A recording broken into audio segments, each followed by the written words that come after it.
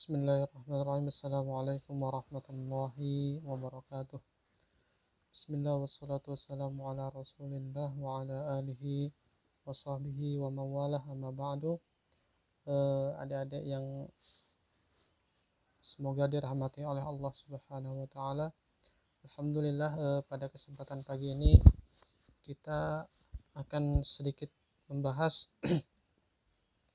tentang salah satu kewajiban di dalam agama Islam, atau tentang salah satu rukun Islam yang keempat, yaitu puasa pada bulan suci Ramadan.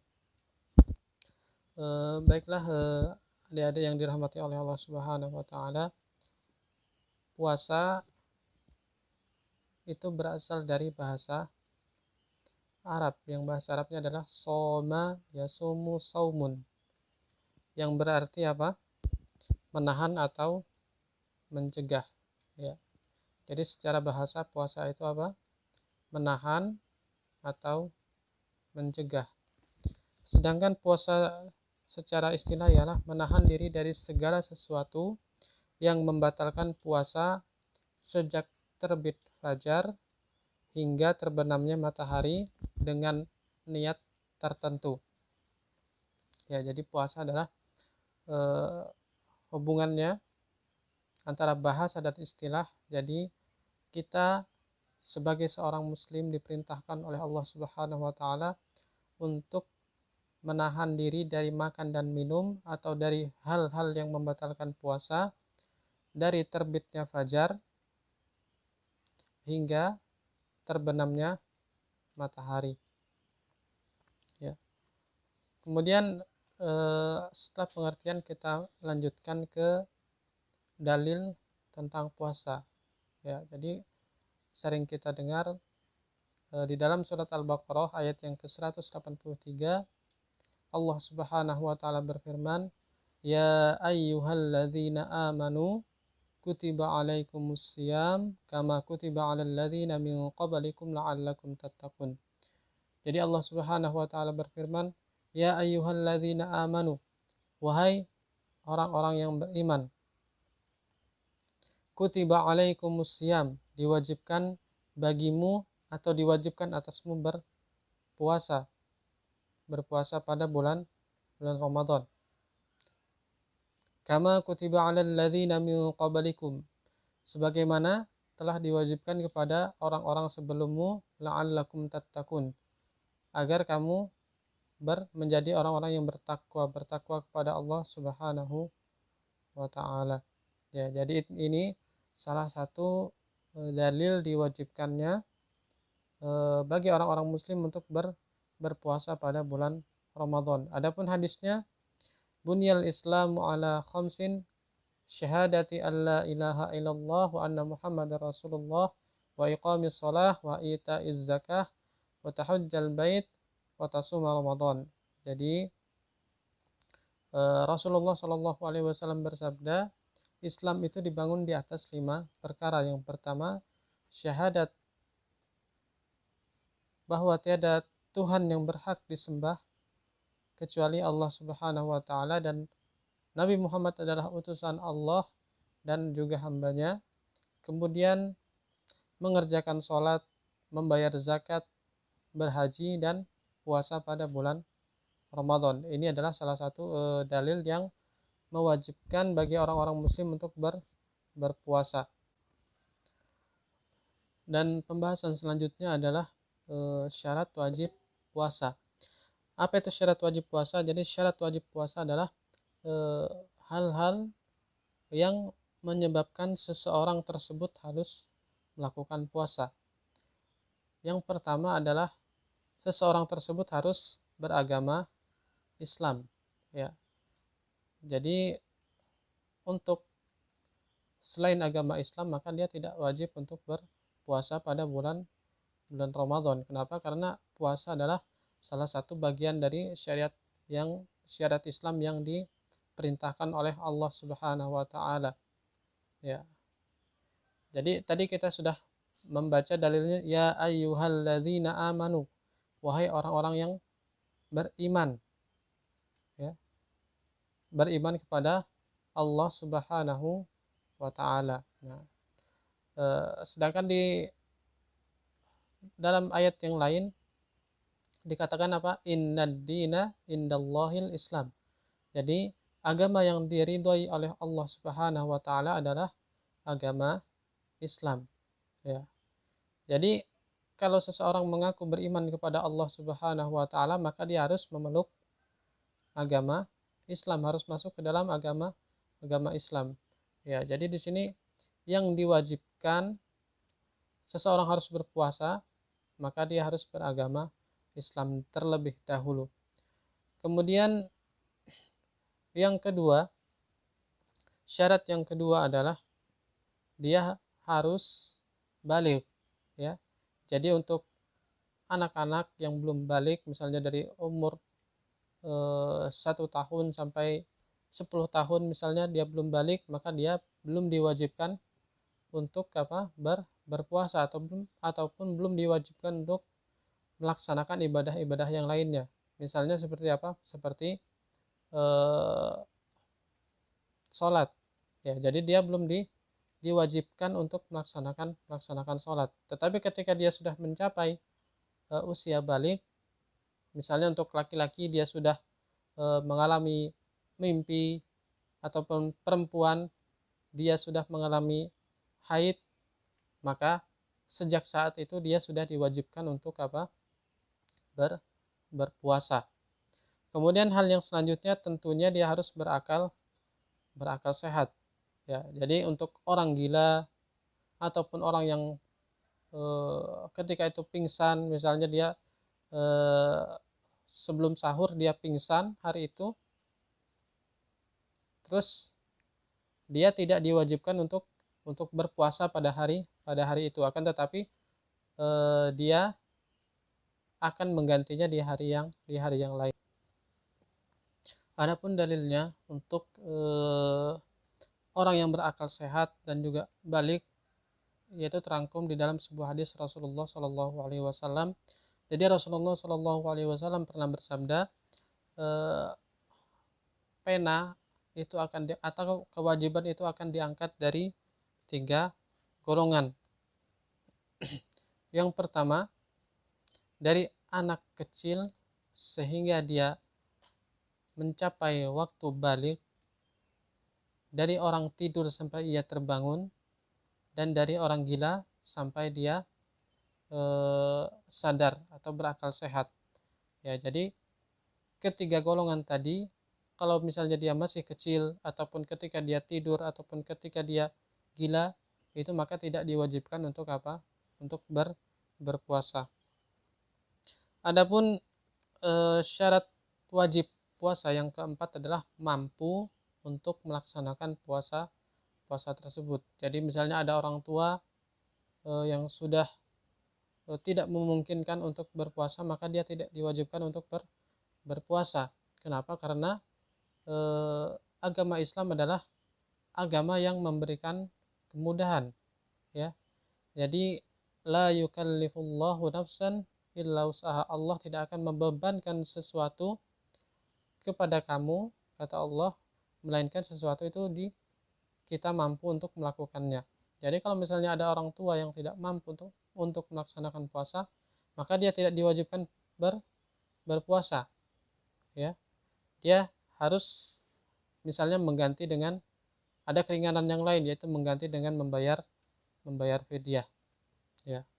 Dan yang selanjutnya adalah khususnya untuk perempuan, syarat wajibnya yaitu suci dari haid dan nifas, ya. Jadi ketika seorang perempuan mengalami haid atau nifas, maka dia tidak diwajibkan untuk berpuasa, kan tetapi dia wajib untuk mengganti di hari yang lainnya. Kemudian yang terakhir yaitu seseorang tersebut harus menetap. Jadi tidak sedang melakukan perjalanan, ya. Jadi dia diam di rumahnya. Ya, kalaupun misal dia melakukan perjalanan, maka Allah memberikan kemudahan baginya untuk mengganti puasanya di lain hari. Ya, sebagaimana kita ketahui kalau kita sedang melakukan perjalanan, maka di situ ada kesulitan yang kita hadapi atau kita akan merasakan kelelahan, ya.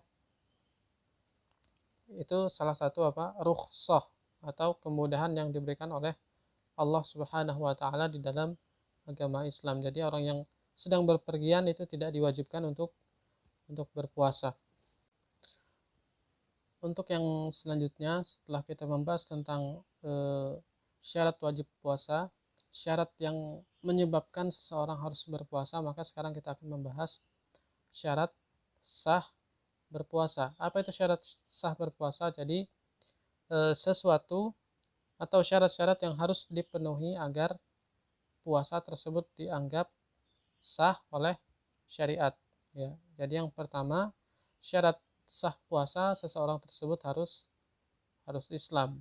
Jadi kalau dia belum berislam maka puasanya tidak sah, ya. Walaupun dia berpuasa seumur hidupnya, maka puasa tersebut tidak akan diterima. Kenapa? Karena agama yang diridhoi oleh Allah Subhanahu wa taala itu agama Islam. Sedangkan orang yang tidak berislam, maka dia Allah tidak akan menerima amal-amal ibadahnya, ya. Kemudian yang selanjutnya adalah tamyiz. Apa itu tamyiz? Jadi seseorang dikatakan tamyiz ketika dia bisa membedakan mana yang baik dan mana yang buruk, ya.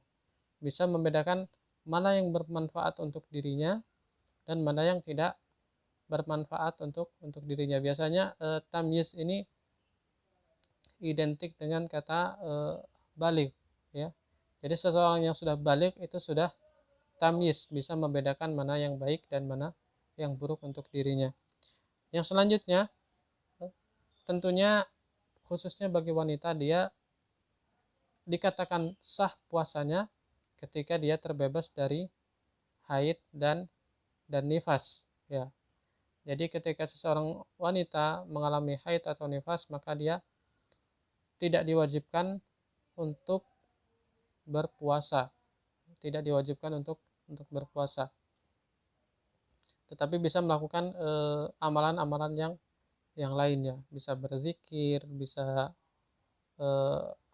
murojaah hafalan, itu diperbolehkan. Tetapi untuk berpuasa maka dia tidak diwajibkan, ya. Walaupun dia berpuasa ketika haid atau nifas, maka itu tidak akan diterima. Kenapa? Karena syaratnya dia harus suci dari haid dan nifas.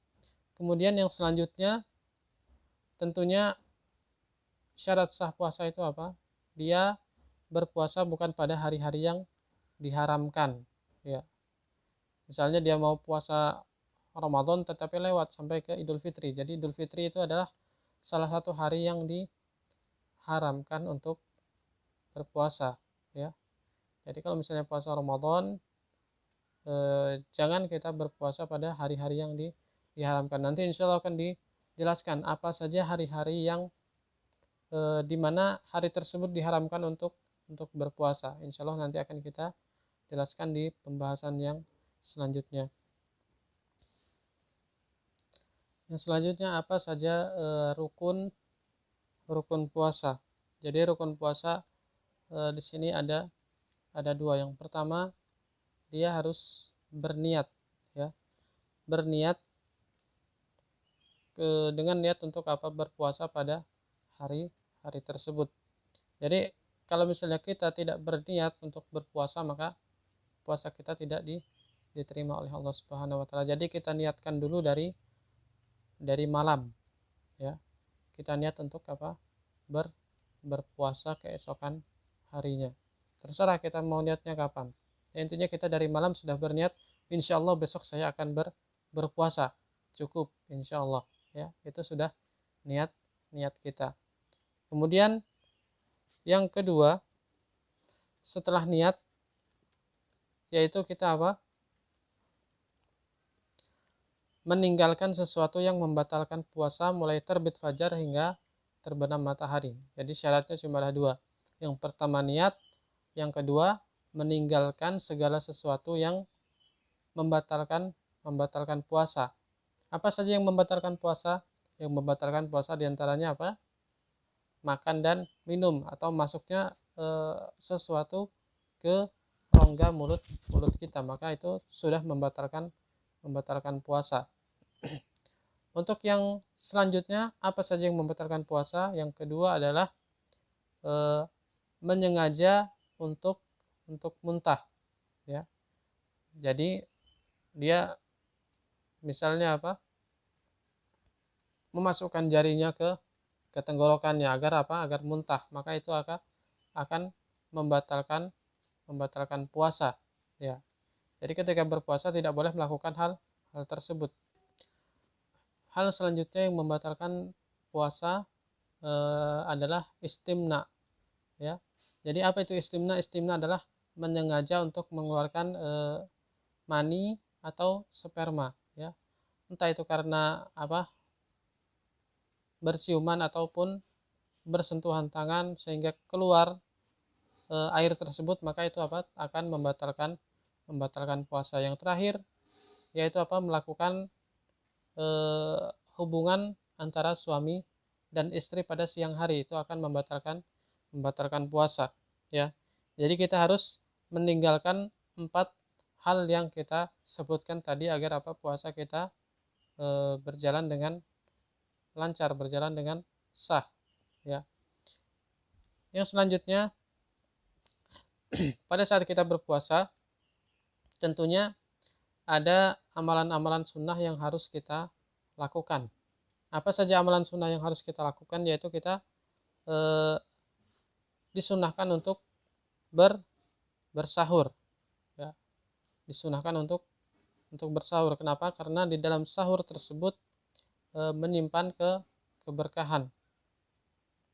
Jadi Rasulullah Shallallahu Alaihi Wasallam pernah bersabda, as-sahuru barokah. Jadi sahur itu apa? Di dalamnya ada keberkahan, ya. Jadi lebih baik ketika kita ingin berpuasa, kita apa? Bersantap sahur terlebih dahulu, walaupun hanya sedikit, walaupun misalnya dengan 3 biji kurma, ya. Kita lebih baik untuk apa? Bersahur, ya, karena kita melakukan sunnah Rasulullah Shallallahu Alaihi Wasallam. Kemudian yang selanjutnya, hal sunnah selanjutnya adalah kita ketika masuk maghrib atau masuk waktunya untuk berbuka puasa, maka kita bersegera untuk berbuka puasa. Allahu Akbar, Allahu Akbar, kita langsung berbuka puasa. Jangan menunggu sampai apa? Sampai 10 menit setelah azan, atau sampai apa? Mau azan isya baru kita berbuka. Jangan. Tetapi ketika azan sudah dikumandangkan, waktunya untuk berbuka, kita bersegera untuk berbuka, karena itu apa? Merupakan sunnah Rasulullah Shallallahu Alaihi Wasallam. Kemudian hal sunnah selanjutnya adalah kita disunnahkan untuk apa? Memberi makanan atau berbuka untuk orang lain. Jadi ketika kita memberi iftar atau berbuka untuk orang lain, ini pahalanya sangat luar biasa. Kenapa? Karena ketika kita memberikan orang tersebut buka puasa, maka pahala orang yang berpuasa tersebut akan kita dapatkan tanpa mengurangi apa? Pahala orang yang berpuasa tersebut, ya. Jadi dengan kita memberikan buka puasa, insya Allah pahala kita berlipat ganda. Kita mendapatkan pahala puasa karena kita berpuasa, dan kita juga mendapatkan pahala orang yang kita beri iftar tadi, orang yang kita beri buka puasa, tanpa mengurangi pahalanya sedikit pun, ya. Jadi semakin banyak kita memberikan orang makan untuk berbuka puasa, iftar, maka insya Allah pahala kita semakin banyak. Kemudian yang selanjutnya, kita juga disunahkan untuk meninggalkan hal-hal yang akan menghilangkan nilai puasa tersebut. Apa contoh dari hal yang menghilangkan pahala puasa? Jadi kata Rasulullah, banyak orang yang berpuasa tetapi apa? Hanya mendapatkan haus dan lapar saja. Kenapa? Mungkin karena dia ketika dia berpuasa dia membicarakan orang lain, menggibah, berbohong, kemudian mengadu domba, kemudian berkata-kata yang tidak pantas, maka hal-hal tersebut akan mengurangi nilai atau pahala puasa, ya.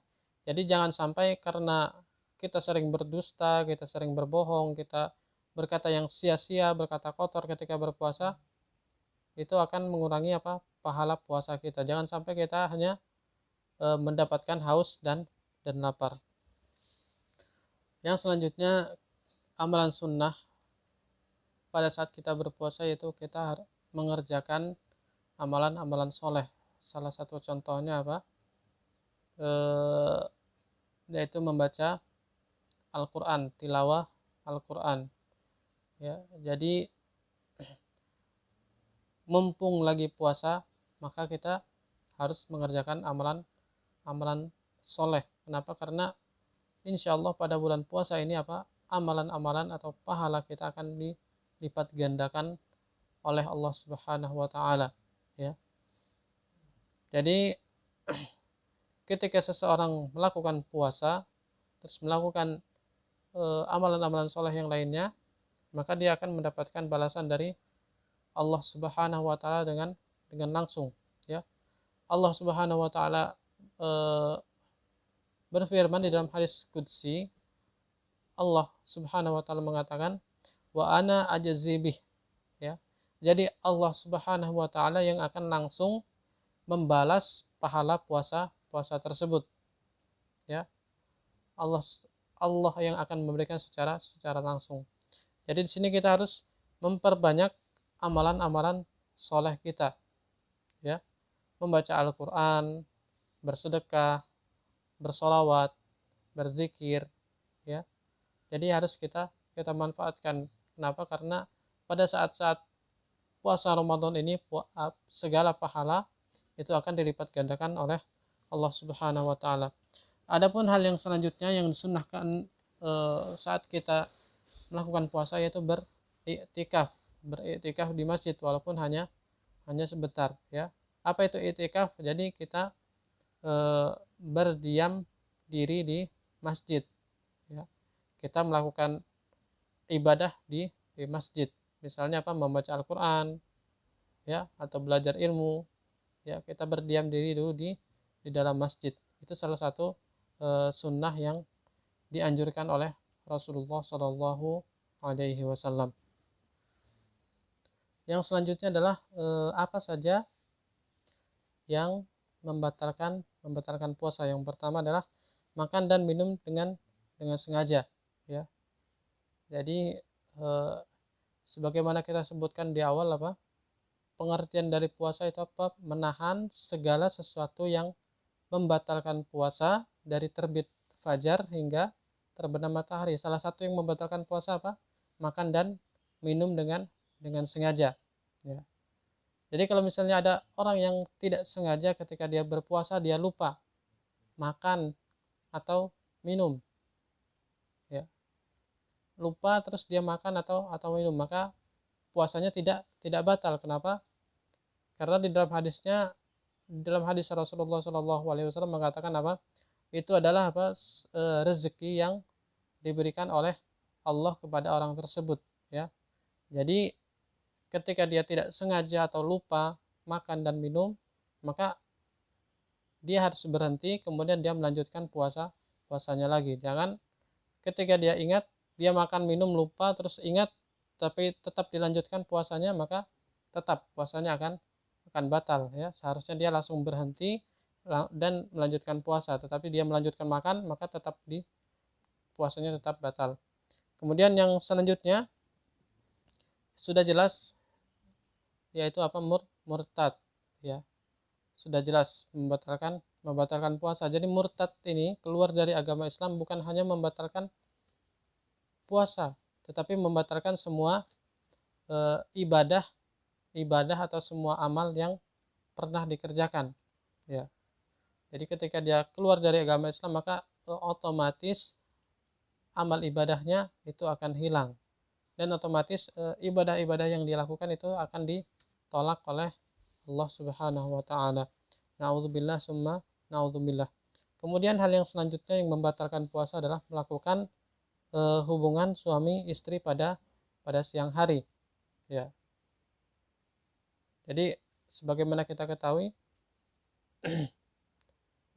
bahwa melakukan hubungan suami istri di siang hari itu tidak sesuatu yang tidak diperbolehkan pada bulan Ramadan pada saat kita puasa. Tetapi kalau malam hari itu maka diperbolehkan saja. Kemudian yang selanjutnya, hal yang membatalkan puasa adalah khususnya bagi wanita, yaitu keluar darah haid ataupun nifas, ya. Keluar darah haid ataupun nifas, maka dia otomatis puasanya akan batal. Misalnya hari ini dia sudah sahur niat untuk berpuasa, tetapi misalnya jam 5 sore itu keluar darah haid, ya, maka otomatis puasanya pada hari tersebut langsung batal.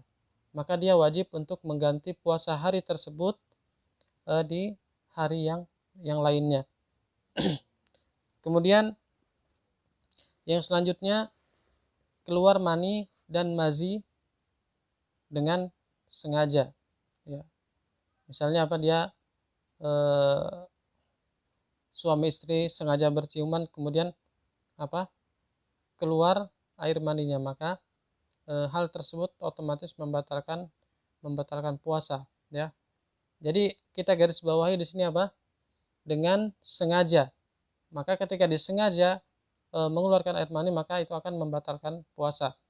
Bagaimana orang yang ketika tidur siang terus bermimpi, apakah itu membatalkan puasa? Tidur siang terus mimpi basah, ya. Hal tersebut tidak membatalkan puasa, ya. Tidak membatalkan puasa. Ya, jadi dia diwajibkan mandi. Kemudian ketika ingin melakukan ibadah, dia diwajibkan untuk mandi besar dulu, kemudian baru mengerjakan ibadah-ibadah yang lainnya. Tetapi untuk ibadah puasa maka dia tidak membatalkannya, ya. Yang selanjutnya yaitu merubah niat puasa.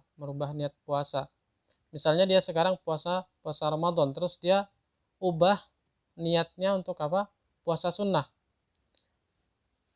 Yang selanjutnya adalah hal yang membatalkan puasa itu hilang akal, ya. Baik itu karena mabuk ataupun pingsan ataupun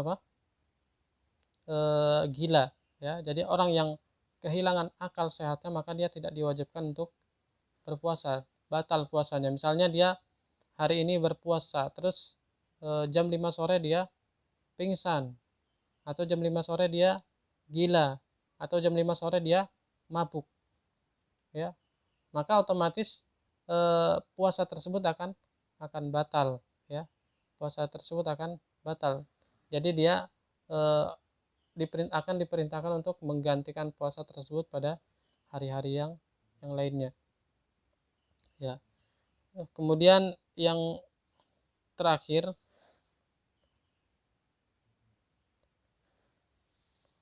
jadi setelah kita membahas apa saja yang disunahkan ketika kita berpuasa, maka di situ juga ada hal-hal yang dimakruhkan atau tidak dianjurkan untuk dilakukan ketika kita berpuasa. Yang pertama kita berkumur-kumur secara berlebihan, ya.